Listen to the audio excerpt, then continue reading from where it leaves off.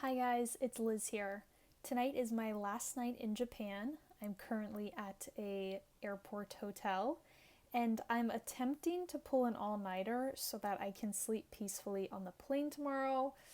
Hopefully that works out, but I decided to stay up and work on my video and tell you guys a little bit about my experience in Japan. I was really drawn to this program because of the science. I was specifically looking to get experience with CRISPR research, and that's the main reason I applied. The cultural aspect of this program was heavily advertised, but I honestly didn't think I would get a lot from it. Like I said, I was really drawn to this program because of the science, and I sort of assumed the culture might be an afterthought for me because I'd be spending so much time in the lab and focusing only on the work. Looking back, the idea that I could keep science and culture separated is comical.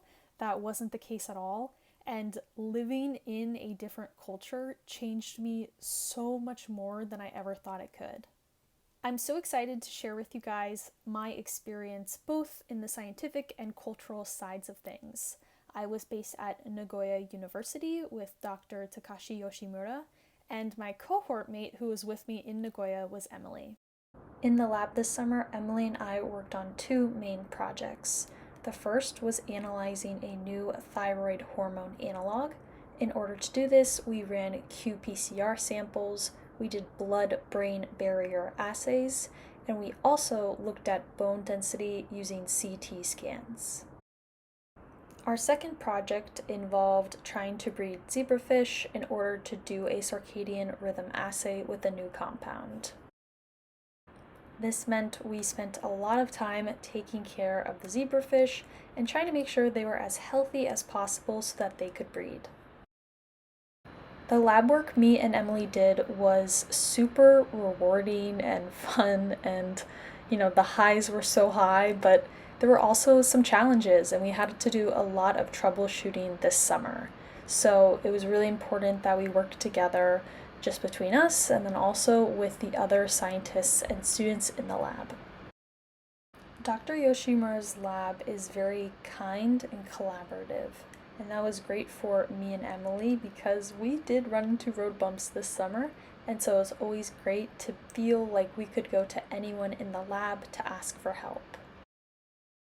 While in Japan, I noticed a lot of cultural differences in the research lab. The biggest one was probably sleeping culture.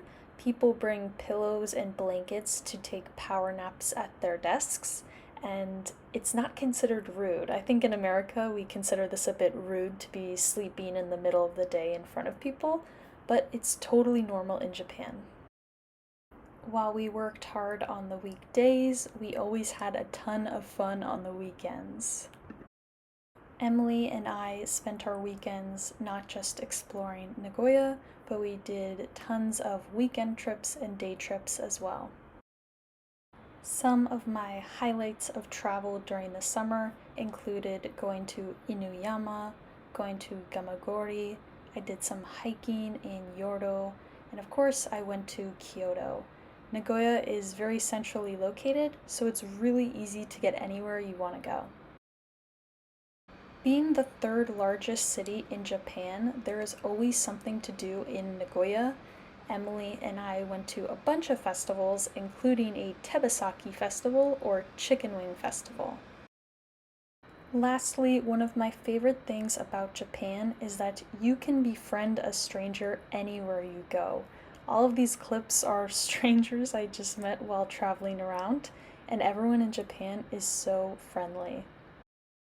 The Japanese people I met really took a lot of pride in their culture, and so they were happy to share it with me and try to show things to me. In conclusion, my summer was absolutely incredible. I am so sad to be leaving Japan, and I really hope that I can return in the future. Thank you guys so much for watching. I hope you found this helpful, and I have to go catch my flight. Bye!